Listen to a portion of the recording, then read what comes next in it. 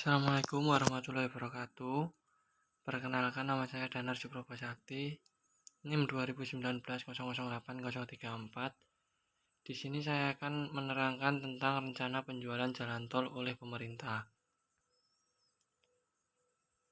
Fakta-fakta penjualan jalan tol oleh pemerintah. Yang pertama, ruas tol yang akan dijual tersebut meliputi 3 ruas tol yang berlokasi di area Jabodetabek. 1 ruas terletak di Provinsi Jawa Barat, 2 ruas berada di Pulau Sumatera, 2 ruas bagian dari jaringan tol Trans Jawa, dan ditambah 1 ruas yang terletak di Jawa Timur. Total panjang dari seluruh ruas yang akan dilepas mencapai lebih dari 480 km. Kemudian ditargetkan selesai pada awal tahun 2021. Waskita yakin seluruh transaksi dapat diselesaikan pada tahun 2021.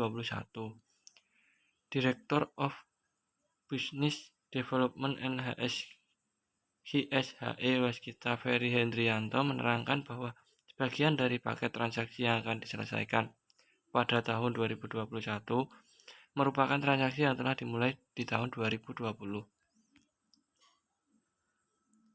Divestasi dilakukan untuk mengurangi utang. Waskita Ferry mengatakan, pelepasan kepemilikan atas 9 ruas tol dilakukan sebagai upaya untuk mengurangi utang dari ruas tol yang tidak lagi terkonsolidasi.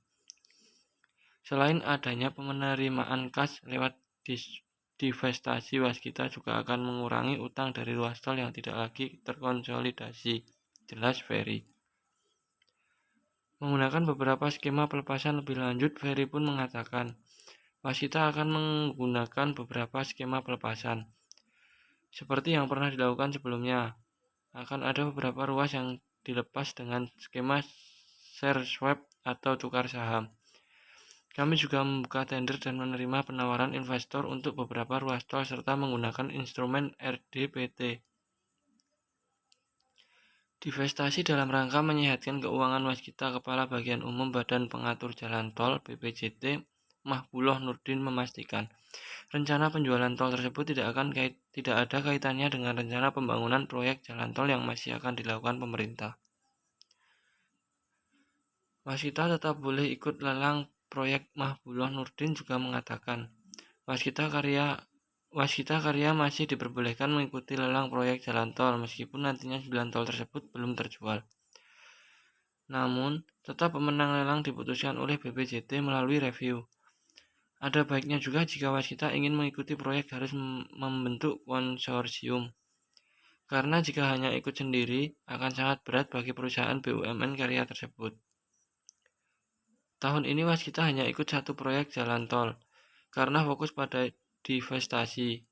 Tahun ini Waskita hanya ikut pada investasi di 1 jalan tol saja, yaitu jembatan tol Balikpapan Penajam yang saat ini sedang dilakukan kajian. Dalam rencana tahun ini kita hanya akan ikut 1 investasi jalan tol yang baru, jembatan tol Balikpapan Penajam. Fokus kita tahun ini pada divestasi jalan tol, ujar Korporat Sekretari PT Waskita Tol Road (WTR) Alex Siwu saat dihubungi MNC Portal Indonesia. Kerugian dan keuntungan negara terkait penjualan jalan tol oleh pemerintah. Haris mencontohkan penjualan konsesi tol ini dengan menjual indekos. Misalnya membangun indekos 500 juta rupiah dengan hak mengelola 20 tahun. Dalam 5 tahun ia sudah mendapat keuntungan 100 juta. Ketika menjual indekos tersebut, sang penjual bisa mendapat 400 juta atau bahkan 500 juta. Setelah itu sang pembeli bisa melanjutkan pengelolaan indekos tersebut dan memperoleh keuntungan semaksimal mungkin dengan sisa waktu kelola 15 tahun.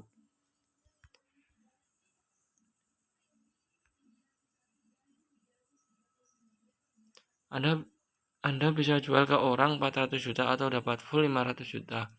Berarti untung kan? Tapi yang membeli kan tahu bahwa ini konsesi. Tanah dan bangunan bukan hak milik nanti setelah 20 tahun yang mengelola, baru ini resiko dia. Kalau tidak balik 500 juta ya resiko dia. Tapi begitu selesai dengan segala keuntungannya, misalnya dia mengelola selama 15 tahun, dapat 600 juta, ya sudah itu keuntungannya dia. Itu paparnya. Tahapan saya mengenai